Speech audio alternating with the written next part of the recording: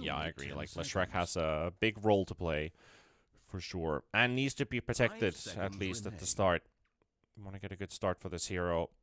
Make sure that you hit your item timings on point. If you start to lack on your Bloodstone timing, which Unity Gaming obviously wants to target, it would favor them a lot if Leshrac isn't able to apply pressure early on into this first game or this first series. They have a double pick to provide against the Nyx and the Treant Protector. What would you go for? You've got Tusk and Pango. Something specific? I'd go for Burst. Alright, so not specific. Okay. Yeah, not specific. I can't really see a clear hero that you pick here, but you go for Burst. You want to make sure that the Lesh dies. That's the approach. This used to be a burst damage hero, not any longer though. But it is an annoying hero to play against if you're a Lesh, because you get slowed down way too much with the demonic purge, so you can't really run in. So I'm okay with it. I like it, and also if one stun connects, usually you're gonna focus on more of those until enemies get a blink on the Tusk or a Force Staff on the other support. But when you have a Shadow Demon, you can actually stop the combo. So I like it. It's not bad at all. Not something that we see too often though. Yeah, I like that Shadow Demon has probably one of the better shards in the game with the Purge. Which is really good on your allies, especially against the Nyx Assassin stun. It's a big stun that can be instantly removed. Dire team pick. If I remember correct, he can remove stuns. That is. I don't think it's a hard dispel. Actually, I think it's a basic dispel. Basic, what it applies. Yeah. So you can't actually remove stuns. Never mind about that. You still have the bubble, nevertheless. But Morphling to be brought up. Classic Morphling versus Lesh. You have your own pusher. You can still Diabolic Edict, for example. And we see the Puck. So Puck's actually pretty good here for XERXIA. And now with Leshrac and Puck, probably Lesh 3. Most likely a mid Puck. Well, very likely a mid Puck. I don't think we really see the offlane Pucks happen these days anymore. More of an experimental phase back in the day. But this Leshrac... Actually, Lesh could even be carry, to be completely honest. He could. But I think you want to lane the Nyx Assassin and the Lesh. It is a very strong duo. You're going to be playing against the Shadow Demon, so having some sticks is going to help as well. So I think it's most likely going to be an offlane one, something that we've seen so much from Secret in TI. And I guess this puts you in a position for XERXIA where it's not only about the Lesh. You know, you also have this Puck to finish people off. And it is important to have very high damage dealing cores when your supports are a Nyx and the Treant. 5 seconds. Hurry, hurry. Well, fast last face bans as well with the Phantom Lancer and the Ember Spirit taken away. I like the idea of the PL ban. Kind of hard to deal with on Unity's side.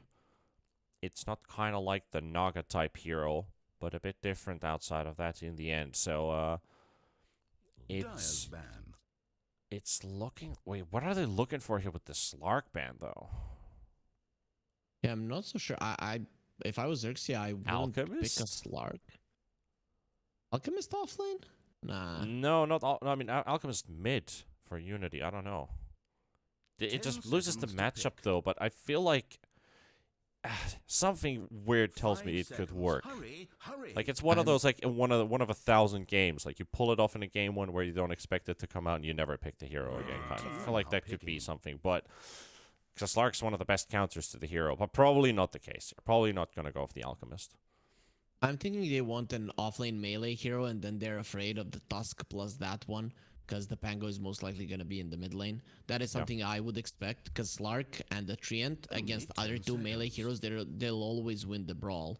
Even if there's a Tusk, there's just so much armor, so much slow that you have to deal with if you're playing against the Slark. So it does make sense that they're going to ban it if it's going to be a fat offlaner that they're gunning for, something like a Tidehunter or something along those lines. Yeah, that could also work. Yeah, Tidehunter could definitely be a hero that it looks like. I do enjoy the idea of Pangolier versus the Treant Protector Lesh lane. You have a way of moving away from stuns. You have your Shield Crash that does a lot of damage to these heroes. And they're going to go for Lion. So Tusk Core Tusk. for Unity Gaming. And it is the offlane Pango. Or maybe a mid lane Penguin and an off lane Tusk. Or No, that's, Possible. Possible. You can play an off lane Tusk. It's not that bad. To be honest, Lion doesn't really give that much damage. So having a hero that is going to contribute so that the Lion actually does do the damage with the tag team does make sense somewhat. We'll see what they do. You know, playing against the Treant, he has only 1 armor. So you can punish him with the tag team. It wouldn't be out of the question. Plus, you can hunt him with the shards. He can go through trees, but he cannot go through shards. 40 seconds for the final pick to finish off the draft for XERXIA. If there was no Tusk, I'd love a Drow. I'd love a Drow here.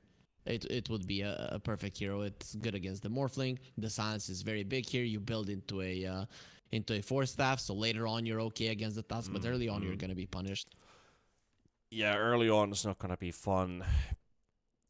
Also thinking about the Blink Hex Lion. I don't know if I would ever... I don't think I would even want to play a Drow in a game with a Lion with a Blink Dagger in the game. Could be rough, so let's go more beefy. Let's go for the Lycan pick. And with that, we've got our games and our drafts finished off. So who are you preferring in this one? The Puck-Clash Lycan or the Tusk Pango Morph? I would go with Unity. I think they have the heroes necessary to protect their supports from the Lycan. And I think that's what you're afraid of. You have the burst, so you will be able to deal with the Lesh. You have the lockdown, you'll be able to deal with the Puck. I think that their roaming potential is actually quite solid, even though they have 2 range supports who naturally don't roam as good as the melee ones. But Nyx Assassin and Treant Protector against the Lion Shadow Demon, I think Rune Control is going to be quite nice for Unity as well. So yeah, I'd go for the Radiant side in this game in particular. Yeah, I do like Unity's draft. I mean, going for the last pick, Lion was probably a bit of a surprise pick in the end. You know, you have the Tusks and the Pangos. You probably thought, well, these are most likely the cores, so what good supports are there that might still surprise? And Lion still being that hero that a lot of teams have been considering is not in a good place. They've kind of found Lion lacking. I guess it's been more of a China hero for the last, I would almost say like the last half a year. We haven't really seen Lion in the meta. But this could just be the game where he pulls it off. Like, this could be a good Lion game. Yeah, it could be. And, you know, Salad, he is a Chinese player. So it does make sense. All according to plan. Yeah, all according to plan for sure. So both of the teams are gonna start off with smokes. I guess establishing the top part of the map, that the trees don't get cut down, is also very important. And you can see the rotations. Actually, Unity are not putting emphasis on going for those trees. Yeah, tree protecting. And Salad is gonna be walking in for a bit of an ill surprise as the smokes pop at the same time and they find him exactly. That's going to be first blood. Nowhere to go, nowhere to run. Jing will take the first blood. That didn't take long. And that's a line with the boots. Usually you feel like there's no way that they're going to be able to catch you. But when you just walk into 3 heroes, all of them having some form of lockdown, slow or stun, it is almost impossible to live. Still, it is only a Nyx that gets it. He's going to get some more regen, and that's about it from this hero. So it's not like he's going to be bullying people more or something because of that first blood. So not the worst thing in the world. It's still a quick kill for the Nyx Assassin.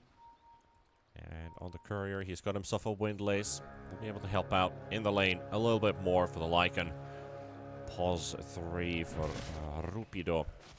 And resolve your Knight, also known as Wai Chen. So a bit of a rebrand going on as we go into the new season. Maybe a new nickname can grant you some luck. Talking about nicknames, Harry. If you could rebrand yourself into some name, what would it be? What would be Harry Freak's second alias? careless freak once I decide to shave my head. Nice. Don't shave your head. You have beautiful hair. Don't do that. Yeah, but you know, sometimes in life you can lose a bet or something like that, and you know, if I'm betting, That's why it you don't cannot bet. be. That's why you don't bet. But if, yeah, you know, with friends now, the World Cup is starting and stuff like that, and then we're watching, you know, and there's like, okay, this team is gonna win, no, this team is gonna win, and then I have to bet my entire hair, because if I would just chop it down, then I wouldn't be able to successfully rebrand myself at all. Yeah, I mean, it is a fool's brand, but in this case, we'll see who gets to keep their hides intact. XERXIA, we're looking at Ken versus Knight here in the matchup here in mid. Tusk should be having quite an all right time. Just, you know, getting any hits onto the puck is always nice, because puck in the end is a bit of a glass cannon. But you don't have to force any extra aggression if you don't want to. You can't really block the hero with shards, so just waning Rift away or Orb away. I actually expected the Tusk to do a bit better. You have good animation. You have more damage than the puck. He should never be able to deny any of the creeps from you. So Yep. very interesting that the puck is actually keeping up. And it will get better with levels for the puck as well. So Tusk would like to make a big impact as soon as possible in the lane. I guess it's still the range versus melee advantage, despite all the perks that Tusk has. Why he is such a popular hero, at least in the current meta, to be played through the mid lane. Top lane's been pretty calm so far. We see Aston and Jaja versus Salad and Xiaoyu. And they haven't really traded almost at all. Only just waiting for levels to come up. Now Lion is level 2. Goes for the mana drain on the stun.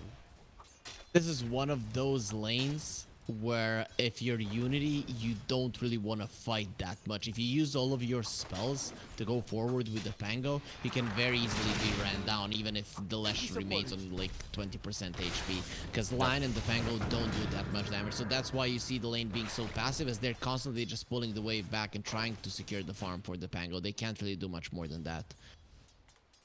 Exactly, and I guess at least in the bot lane, they were trading a bit more actively. I guess MKS, the man who used to play, well, played as a stand-in for Team SMG while he was playing for RSG. MKS is probably a carry player that finding the right team. Like, he played with a lot of good players in the last BTS Pro Series. So I'm curious to find out how does MKS fare in Season 13. I mean, RSG was a pretty decent team as well. So MKS and Xiaoyu, they got together with some Chinese players and made Unity Gaming. So I'm expecting a lot from them, actually. That is also what I'm saying. Like, he's been playing with good players, with some good teams, very decent skill and experience. Can he keep up the level here as well with Unity? Bit of a different team to play with. Probably familiar with the players at least, so that is a bit of an advantage. And plus, the language isn't gonna be an issue, as far as I know. Yep. Yeah, they're Malaysian, and so they can all communicate quite nicely between each other. Communicating nicely. That is a thing of dreams. Sometimes languages can be barriers. Not for these guys. 2 Malaysians, 3 Chinese. They're gonna be fine. I was thinking more about input. Dire's top tower is being attacked. Very calm start. Basically just a bit of poking, but not even prodding. Just a couple poke spells or right clicks here and there. Otherwise, everybody's just happy farming, hitting creeps. It's a full-on PvE game right now. Yeah, some people would even call it not so fun to watch, but yeah, not us. We just love seeing people attacking creeps. Oh, we love seeing amazing. Train Protector pummeling Salad, but Salad has boots, so that will allow him to run away from the big, nasty old tree. This also does make the lane pretty much free for the Leshrac. That's having a... What's the word I'm looking for here again? A field day. you know, carries love nothing more than just killing AIs. Yeah, man, I don't know what's wrong with those people, but okay. I'd rather kill the players so that they are in the game. Don't get any wrong ideas. Yeah. I mean, satisfaction. Yep. I guess that's something you get from the sound of coin dropping into your coffers. Dire's middle tower is being attacked. 6 minutes and just 1 kill. Maybe now at the 6-minute rune, contesting it, illusion does pop up. Knight and Salad fighting off against Jaja, and this Treant Protector. If he falls, that will make it a 1-to-1. The first kill for Unity Gaming, and they will get it.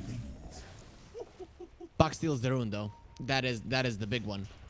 Knight is gonna stay completely without mana in this lane, which means that he's not really a threat. He's harmless completely in this lane without any mana, so Ken can do whatever he wants, and that is ideal because the one that wants to rotate is the Tusk. Puck only wants to rotate if his teammates are getting dove. Yeah. For sure. Knight has to pop a clarity because that's all he has. There's any means of getting something. You might just have to start looking for scraps, you know. You got those people digging trash cans, looking for hidden treasures, or maybe just basic survival gear. Either way, you know, it's still gonna be great for the Tusk in this lane. Looking at him, he is far ahead of the puck. His mana did come back with just that one clarity, and yeah, they're going for a smoke. This is a good move because Lash at this point is just not that survivable. Jaja though in a good position to break the smoke, no problem. Yes, and Tango also drops an ulti, wants to get the attention of Hasta. Snowball coming through. They will get the stun on the Treant Protector. That should be the second kill going their way. Knight will secure the last hit for himself. Working towards a Falcon Blade. It is important for a Tusk to get the kills. He doesn't farm, so this is one of those mid laners where you're always screaming, "Leave the kill to me," or at least saving the ice shard so that you make sure. Oh, Puck is in a lot of trouble. A lot of traffic, very deep in, and there's the Hex coming out as well.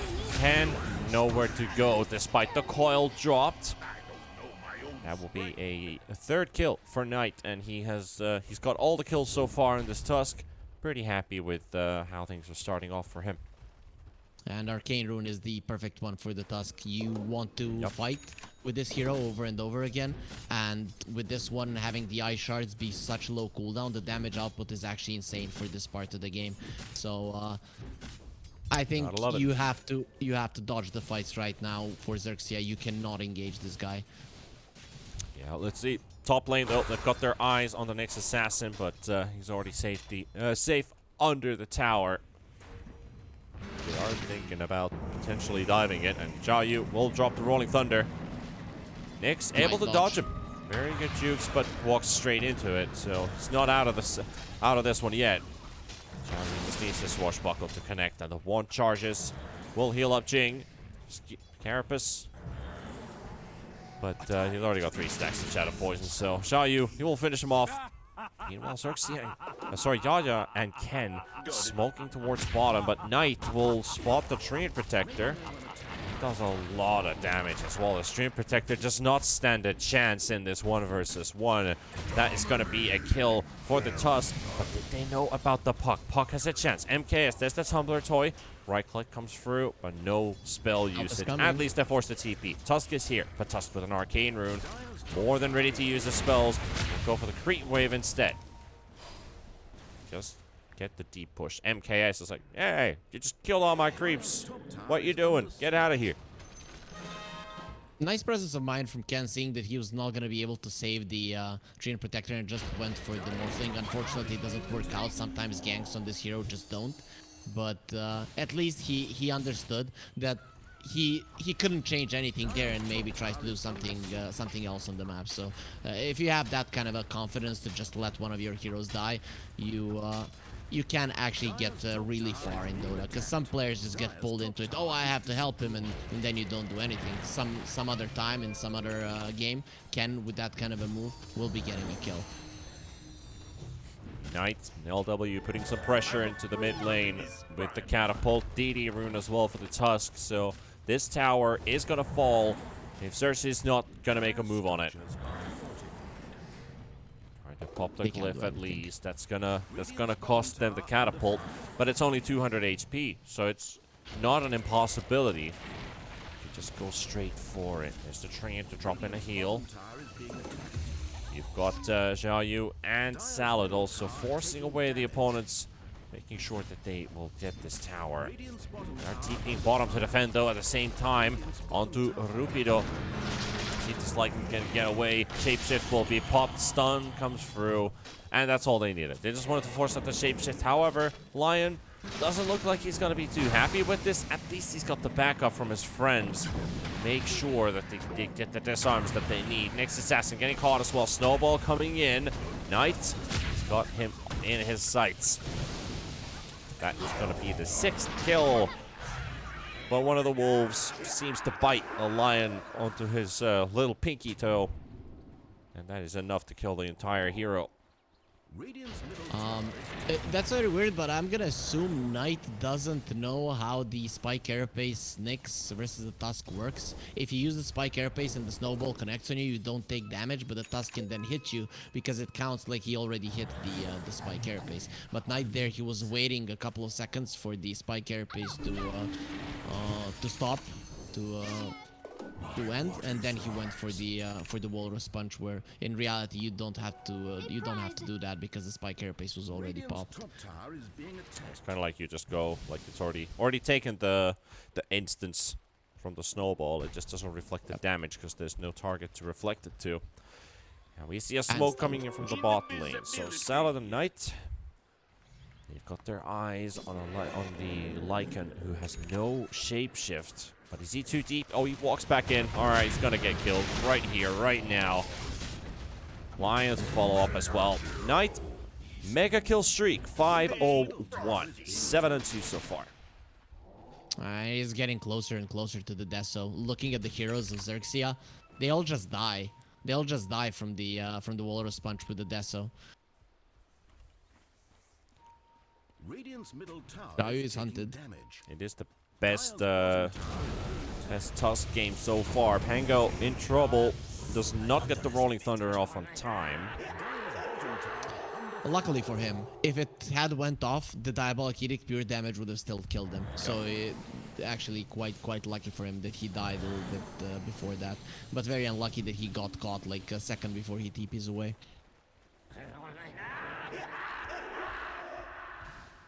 Dire's top tower is under siege. The Trim Protector, it'll be an easy pick. Very effortless kill.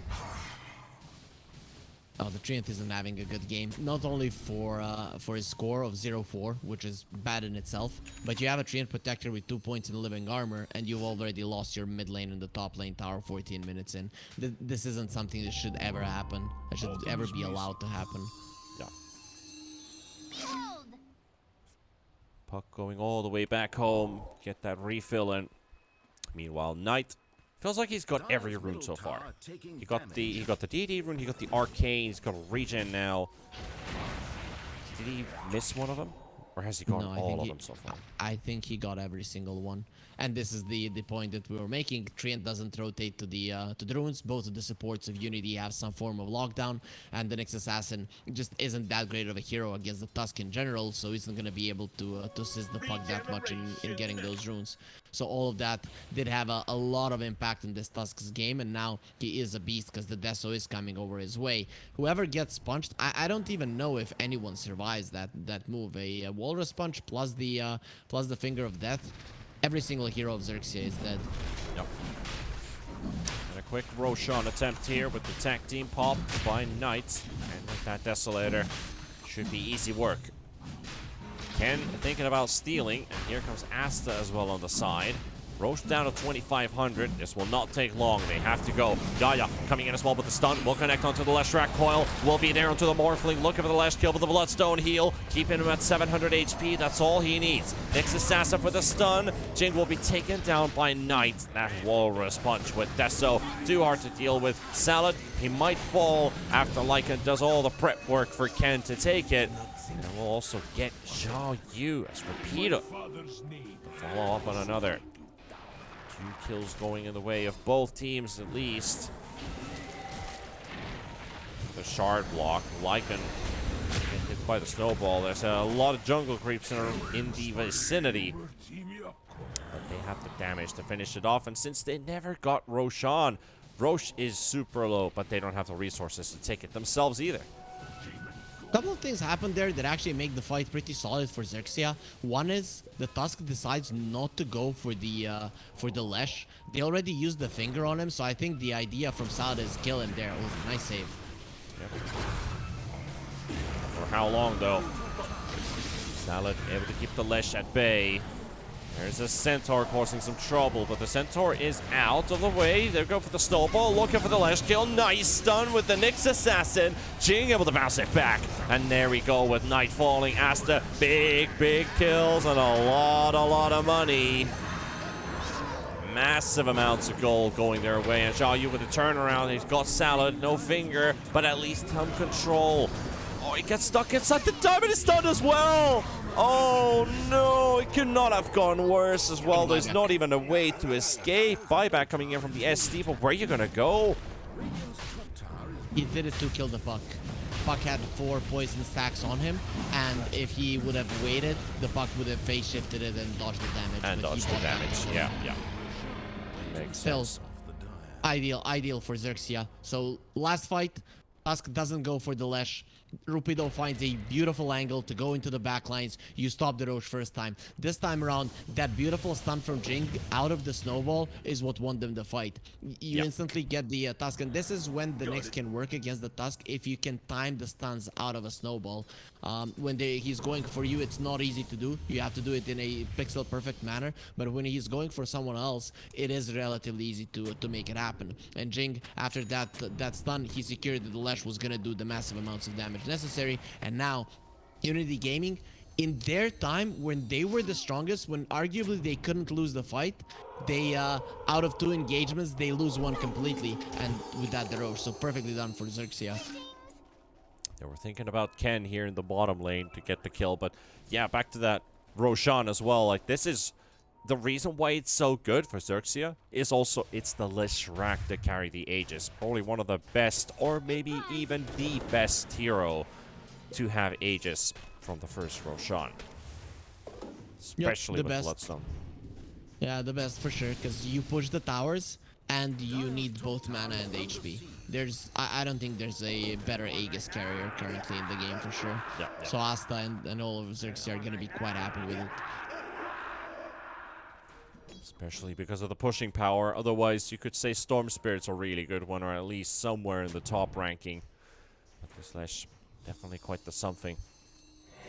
Attempt to push bottom as they find Salad. Jing locates the Lion. He goes in with the Vendetta. And he gone. Maybe Xiao Yu can get something done here, but he's going to get coiled into a stun. And just like that. A pretty simple cleanup into a tier 2 tower. We'll force out the glyph too. Still with the power of that Aegis as well. Maybe Asta might be able to even have an opportunity to sacrifice himself for the second life to keep on pushing. Not necessary. I was 100% certain that Xiao Yu stops that TP after the Lion was found. Because at that point you know that you're surrounded. At that point you know the only way for you to get out is the Rolling Thunder. And he actually got lucky that the Spike Carapace didn't connect on him, so they needed to use the coil. But either way, so many ways to stop you from using that spell. And even if you use it, like, who the hell cares? You're just gonna run away and they'll still claim the tower. So very weird TP coming out from Xiao Yu overall. Tusk charges straight into the arms of the Puck, but Puck's already gone. No one to be found in the top lane. Ken gets to live a little bit longer. Working on a Sange currently. Probably a KNS. Or does he want something else? Is there any other option? No. No, for a Lash there isn't. There is no reason not to get it. I mean for the puck, as I see Ken's about to finish it off, so Also doesn't make much sense, I think. You don't want to go for a halberd. yeah, you don't want to go for a halberd. That's what I was kind of thinking. Like, is there a game where a halberd puck could be worth it? Considering that this hero usually does get mana problems if the fights are longer, yeah, the Kai is something that you need. So unless you want to go for like a halberd and a ethereal blade, then not really. Oh, that's a rough one. Definitely for Salad. A tithe to the impurities. All he wanted to do was get some XP in the lane, and what does he get for it? A couple wolves, one golem, and then you have a bloody crab throwing stun at you, right into your death. Both of the supports of Unity, they want some items, and they're struggling against the Invis heroes. Jink looking for LW. Bubble will drop out one hero for the time being, but Asta will follow through the chase. Get another one for XERXIA. Man, this is really hurting Unity Gaming that they're being so greedy. I understand the reasoning. They were so strong at some point playing together, but right now you need those sentries. Without the sentries, you're just gonna be dying. At least they'll get the Blink Dagger, they'll get the shard, Blink Dagger on the Lion, shard on the Shadow Demon, so they can start buying those sentries. But you need a ton of them, because every single time these supports get scouted, they're just dead. Yeah, definitely does feel like it. Radiant's top tower. Not a lot of areas to move around the map either with all these towers falling. The pace is just gonna get quicker and quicker and quicker. You need to get this Morphling involved, and they're gonna do just that. So look at it. You go 2 cores in the Lion. Lion is the one providing the stun, and these guys, they need to take someone down. And right now you need the big kill. That's why Unity Gaming, they're running to a part of the map that they don't control a single part of the map, but they're running towards the top lane to find someone big, maybe a Lesh farming on retreat. A support kill isn't gonna cut it now.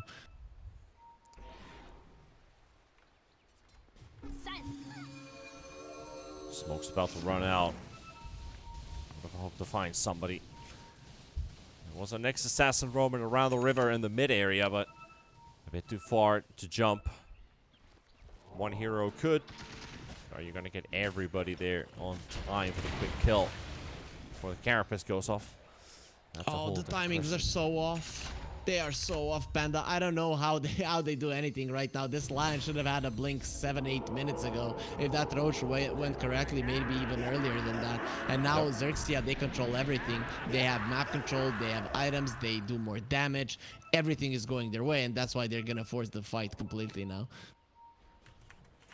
Yeah, well, looks like we have a bit of a lag spike there, but got it fixed out as we're back into the fight. Shadow Demon. It's a slaughter. Not going to be able to get much done here. They've lost one. They're going to lose a second. LW, no chance for him to survive this one as they're just going to hunt him down. Unfortunate for Unity Gaming is that they can't find a response. Just like you said, like it's just not much that they can do, and that little that they can, they've just missed out on it barely, and they can't get a grasp on it. It's like an oiled rope. I'm looking at their heroes now, and at this point in the game, with the items that they have, right now what's happening is that you're relying on the Morphling to do pretty much everything for you. If you're not the one initiating the fight from Unity Gaming, I don't even see how they win the fight. But that's why they're going for these smokes. I don't know how many of those they have left. None left in the shop, so this one has to work. Well, it definitely has to, and it's onto the Leshrac. It's a prime target to go for the kill, and they shall take it as MKS grabs himself a huge bounty for the Morphling. Step towards the Scotty. Good kill. There is some light at the end of the tunnel, Harry. It is, but it's a good kill. You still need to push out the waves. And that's the classic. You were about to shield crash into the wave, eh? But a bit too early with the Carapace. Blinking around, bullying the next assassin. Jing down to 600. Doesn't have Blink Dagger, which they do need to continue canceling. Jaya comes in with the Overgrowth. Not going to be able to at least secure the life of the next assassin, but they do have the numbers. However, Knight, Xiaoyu, Angle completely out of mana. Tusk wanting a piece of that action. Look at the positioning from the rest of the lads. They finish off LW, trap him inside with the Zoo, and just not overcommitting towards anything that could possibly put them in harm's way. At least you're creating more space for your Morphling. Getting towards that Scotty is an important thing against the Lesh. So once you do have it, maybe even in a full 5-on-5 brawl where you're not the one initiating, you can make it happen. But they need to make work of the sword again. Well, they get Jaja at least on the side. Aztec Ken can't quite follow up on that. At least the burst damage is working in favor for Unity, but for how long? It is. If they get this Roche, it's actually really worth it, but this should be something that XERXIA is aware of, because all of the lanes are pushed in and no one is showing, though it might actually fall way too fast. Or they probably know and they can't do anything about it, so I'm gonna let this one slide. MKS with the Aegis. They're gonna be happy to have it, since XERXIA were the ones in control of the map. We're able to take down that previous Roshan. This time, Morphling grabs one for himself, and he got the shard as well. So you got your attribute shift while you're stunned, so Nyx Assassins, Pucks, and well, I wouldn't say Pucks, but Nyxes and Lesrax can't do much to you now, at least. Yep. This is big. Unity Gaming, against the odds, they managed to make it happen. Their last smoke made it work. Now the Puck is dead too. That works. Blink Hex, probably the scariest thing in Dota that there ever is. As there is no answer to it, especially if your Lincolns ain't ready. XERXIA understands that they have this lineup that relies heavily on vision. You have Wolves, you have the Nyx Assassin, you need to use it. They haven't been able to use it for the past 5 minutes, and that's why they have been steadily losing their lead in the Roche as well. So they're probably gonna go back to the basics, play the bottom part of the map as much as possible, force a lot of sentries out towards that part of the map, and then maybe swap it out towards the top lane if the opportunity arises itself. Yeah, are we basically talking about XERXIA maybe dropping the ball a little bit here? They wanted a little bit more than they could get. And they didn't respect the timings of Unity Gaming because they're like, we crushed them. So yeah, maybe you can put it that way. But overestimating themselves would be, I think, more accurate. They're going to scout out a lot of heroes from Unity with all the Zoo. We'll force them all the way back to base. They do not want to take a fight in that area, especially if you lose a fight there. That's definitely going to mean objectives gone from your base. So instead, look for a fight elsewhere. Is going to deep in, and they're going to jump on the Pango here.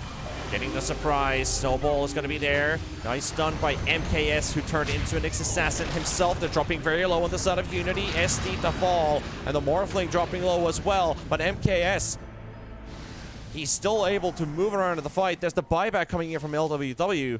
And there's a stalking Nyx Assassin, but MKS gets the jump on him first. And on the sidelines, another battle as they're keeping Asta away. But this Leshrac will not find kills. MKS will. He finds himself, he found the puck during the fight, and he got the Nyx Assassin, and they're gonna look for more because they still have the Aegis. And they did use that buyback. They know their enemies are on the top lane and they want to get them out of there as soon as possible and potentially catch them on the retreat. The Lesh would be a great hero to catch, though Asta is already out. Okay, XERXIA, everything perfectly done. They played the bottom lane, they found the fight in the mid lane, pushed out the top, farmed the top, and they got out. Perfectly done here. If no one gets caught, it's going to be awesome.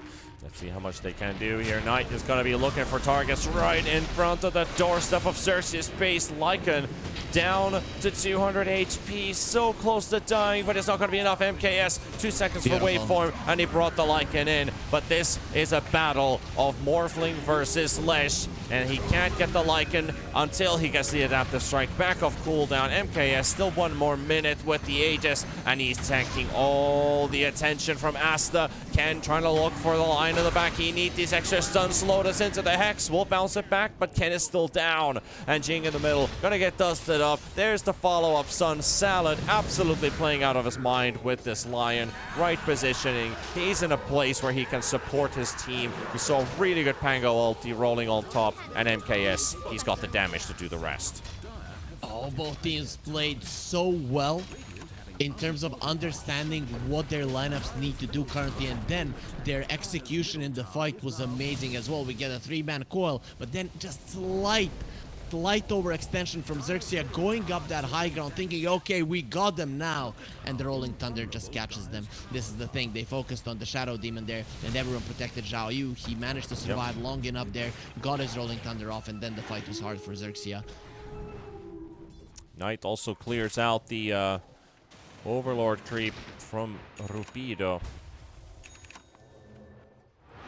But there is nobody to be caught. They have all teleported away and back to safety. At least they keep their racks intact. They do. And they've created enough space for the Aegis to expire. I think XERXIA right now are aware which parts of the map they need to play. They'll look at Unity Gaming. They're using this time while XERXIA are getting back to full force to outpush the lanes as much as possible and don't allow the enemies to get everything they want. So this is quite nice because now Unity Gaming will have time to think until XERXIA can push in the lanes and actually use their vision. At the same time, it felt kind of weird. You got 3 heroes just in jungle at the same time. I guess it's acceptable as long as somebody, maybe even one of your supports, is potentially pushing out a lane if all your cores are sitting in the jungle farming. But it was also a disengage, and Jing has located them. But this Nyx Assassin can't do all the heavy lifting alone. He needs backup. Right now, it seems like they're just gonna use that vision for them to outpush the waves, and then they'll try to make the moves. So Jaja is in the mid lane, and Ken is on the top lane as Nyx was giving vision. But now with him not, actually that ward is still persisting that they have in the enemy jungle, and that is what's allowing the puck to be this aggressive. Usually you're not sure if you can go this deep, but Ken with that vision and the Nyx Assassin scouting them actually had enough of guts, enough of vision to go forward with that one. Yep. 19-19, 2K lead. Over half an hour played so far. Unity, it's been a bit of a back and forth. XERXIA was able to sneak past for a while, but lost that advantage. Jing is in a good spot, but when do they realize somebody's on the high ground? Will they ever? Will they ever? Maybe now, because they had the gem and they got his ward down. So maybe they know, okay, they're not gonna check. Zhao Yu, so close. He smells him. Hey, boo.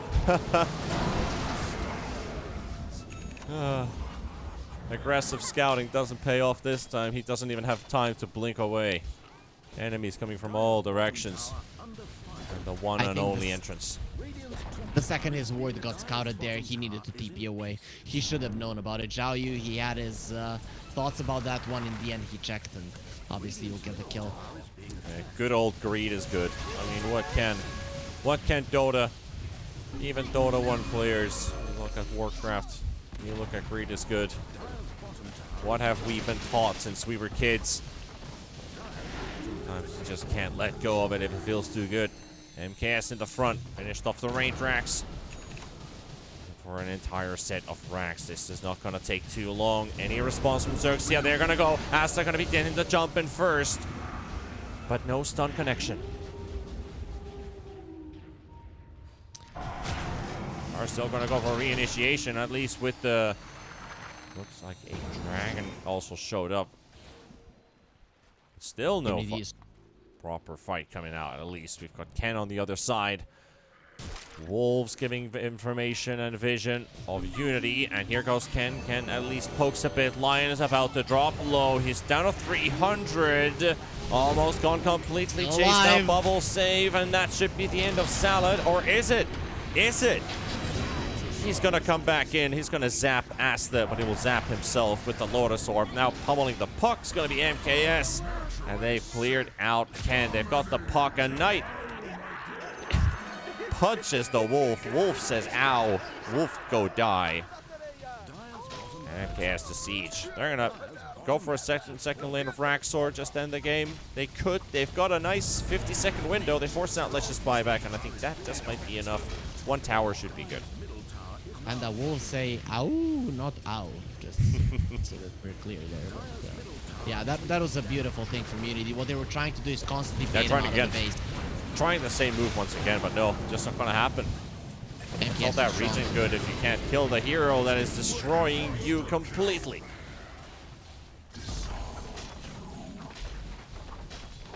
Yep. XERXIA, they had it at one point in this game, but I have to say this game in particular has been on a higher level than the last two that we've seen. Yep. Both teams kind of understanding the strengths of their lineup, messing up at some points, but that is bound to happen. These are again new lineups, new teams, but they just played so fast on both sides. They understood vision, they understood how to move. Just some slight mistakes on the side of XERXIA allowed Unity Gaming to win this one, but overall just nice games from both sides. I'm actually very much impressed with both the teams, even more so than I was in the previous series. Yeah. I think what I really liked about here was the even when you said that XERXIA kinda narrowly went past Unity Gaming with a couple moves that they were able to do, the Roshan control after that, and then it just flipped again. It felt like if that didn't happen, this was Unity's game to win all along. Yes, that is most definitely true. So, but still, it was XERXIA that forced Unity into a slight mistake that they capitalized on. So, nothing to take away from them. But yeah, Unity Gaming, they did set themselves up for success with the draft overall. It definitely did, and that closes out the first game, and we have another one to follow up in just a couple minutes. So we'll see you in a bit.